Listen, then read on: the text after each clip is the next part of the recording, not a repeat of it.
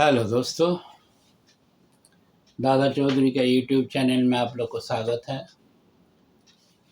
मैं दादा Chaudhary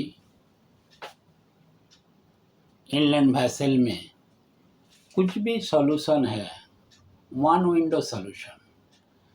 inland vessel का जितना रूल्स रेगुलेशन और इंजन साइड में कुछ भी क्वेश्चन आंसर कुछ भी है तो वन विंडो सॉल्यूशन आप कभी भी व्हाट्सएप में फ़ोन करके हमको हमारे साथ जुड़ जाइए और आप पूछ सकते हैं। अगर आप इस चैनल में नया है तो आप सब्सक्राइब करके रखिए, आपका नोटिफिकेशन हमेशा मिलते रहेगा। क्योंकि अगर आप एग्ज़ाम देना चाहते हैं इनलैंड वेसल में, आराम से आप एग्ज़ाम दे सकता।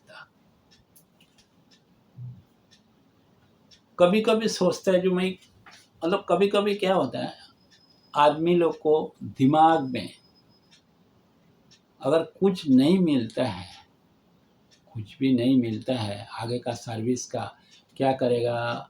कम से कम 10 क्लास तक पढ़ा, कोई ग्रेजुएट किया, लेकिन वो ग्रेजुएट किया, मास्टर डिग्री किया, लेकिन ये मास्टर वाला और ग्रेजुएट वाला आप अगर 10 पास और आप इनलैंड वेसल में सर्विस करता है या तो मर्चेंट शिपिंग वेसल में सर्विस करता है, मर्चेंट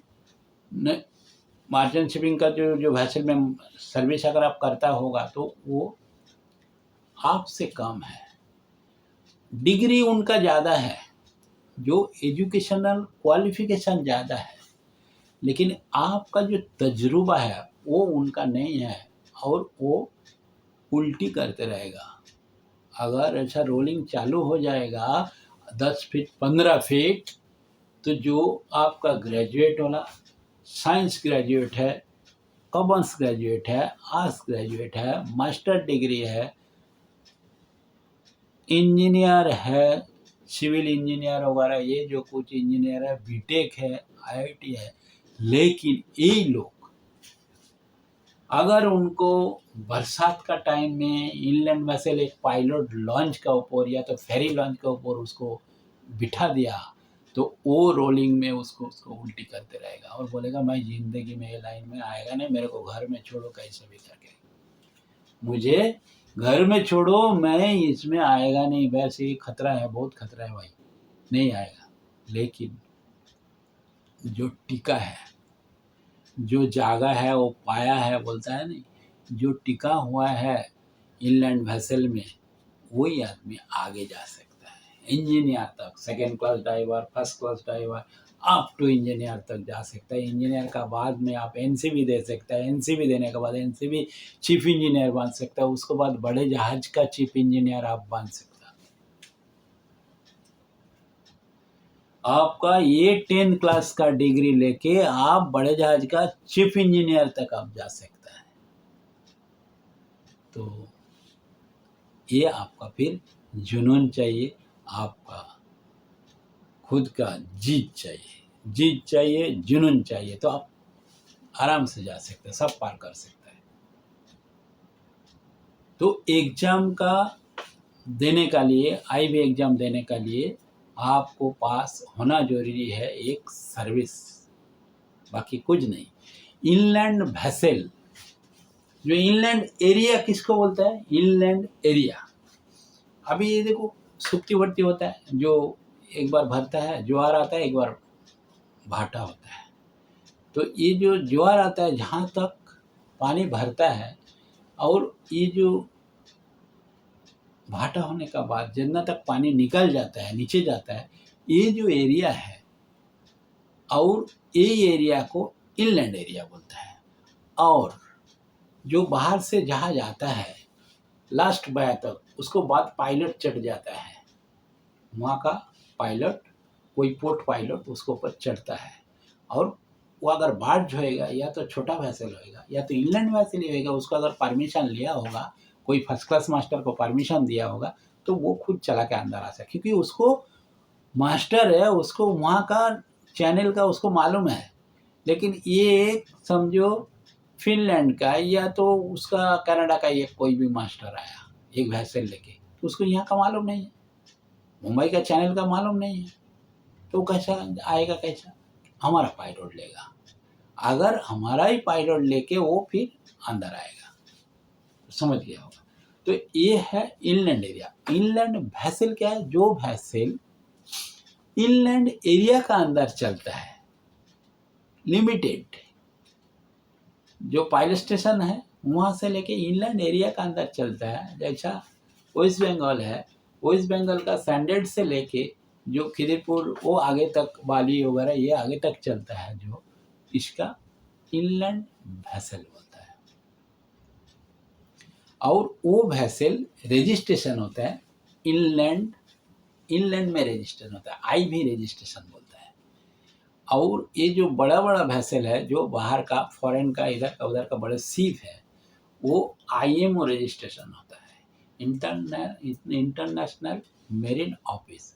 और ये आईवी रजिस्ट्रेशन होता है, इनलैंड वैसल रजिस्ट्रेशन होता है आईवी में, इनलैंड वैसल में वो रजिस्ट्रेशन होता है। तो वो इनलैंड एरिया में चलता है। उसके लिए जो मास्टर, ड्राइवर, खलासी, ग्रीजर, ये जो चाहिए उसको, जो क्रू चाहिए, वो क्रू काम करता है, वो इनलैंड वैसल में काम करता है वो। और यही लोग मेरा परिवार है। इनलैंड वैसल में जो लोग काम करता है, जो काम करने को चाहता है मन से, वो ही मेरा परिवार है। तो आप लोग का वजह से ये चैनल चालू रहेगा, क्योंकि ये चैनल अगर नहीं चालू रखेगा तो अंधेरा में गिर जाएगा हमारा ही परिवार का लोग। हम चाहता है जो हमारा एक भी परिवार का सदस्य जो एग्जाम जाता है वो फेल करके वापस नहीं आए। तो मेरा बुक भी आगे आएगा, अभी तक नहीं आया, आएगा। तो ये मैं इसलिए चालू किया कि आप लोगों को अच्छा अच्छा संदेश इनलैंड वैसल का मैं पहुंचा सकता है। इवन जो एग्ज़ाम है, एग्ज़ाम कहाँ कब होगा, कैसा होगा, क्या होगा, क्वेश्चन क्या आएगा, क्या टाइप का, ये सब कर सकता। तो ये जो इनलैंड वैसल रूल कब चालू हुआ था, पहले चालू किया था ब्रिटिश लोग 1917, 1917 में वो लोग फर्स्ट इनलैंड वैसल का जो ब्रिटिश का लोग था उधर उसको चालू था। तो वो लोग यहाँ पे ये रूल लागू किया, जो ये जो वैसल वैसल जाता है तो वैसल का अंदर में ऐसा एक रूल्स होना चाहिए, एग्ज़ाम का रूल्स या तो मास्टर का जो रूल्स, तो वो रूल्स चालू किया 1917। तो उसका जो रूल्स है वो 1 ऑफ 1917 ISV, तभी मोटर वैसल नहीं था, तभी स्टीम वैसल था, स्टीम से चलता था। इसके लिए ISV 1 ऑफ 1917 ये रूल है। Inland steam vessel act, ISV inland steam vessel act.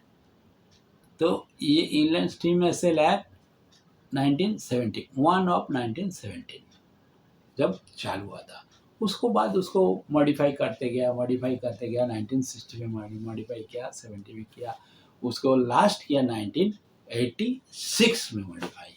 उसको बाद महाराष्ट्र गवर्नमेंट में नोटिफिकेशन, खुद गवर्नमेंट, दिल्ली में नहीं, महाराष्ट्र गवर्नमेंट ने नोटिफिकेशन करके उसको कुछ कुछ चेंज किया, एग्जामिनेशन रूल कुछ चेंज किया, महाराष्ट्र मेरीटाइम बोर्ड। तो महाराष्ट्र गवर्नमेंट ने नोटिफिकेशन करके कुछ कुछ चेंज किया, चेंज करके 2000 में चेंज किया, ऐसा चेंज करके एग्जामिनेशन रूल तैयार किया, ये तैयार किया, वो तैयार। लेकिन पहले जो एग्ज़ाम होता था वो MMD में होता था, मर्केंटाइल मैरीन डिपार्टमेंट में एग्ज़ाम होता था।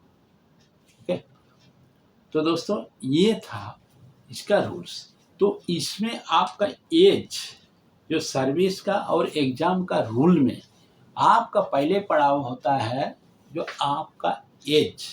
तो आप तो एकदम छोटा 16 साल 17 साल रहेगा तो एग्ज़ाम नहीं दे सकता।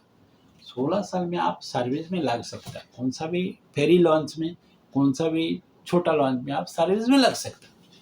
लेकिन एग्ज़ाम देने के लिए आपको उम्र कम से कम 21 साल होना जरूरी है, 21 ईयर। क्योंकि आपको ऊपर एक जिम्मेदारी यहाँ देने वाला है। कौन सा भी कंपनी उसका जो लॉन्च है, उसका जो वैसल है, वो वैसल आपके ऊपर जिम्मेदारी देगा। वो इंजन को आपको चलाना है, उसको क्या हुआ, आप डॉक्टर है, उसको क्या हुआ क्या नहीं हुआ आपको ही खबर करना है कंपनी को कि भाई इसको ऐसा बीमार हुआ है इंजन का, ये पार्ट्स खराब हुआ, पार्ट्स दो।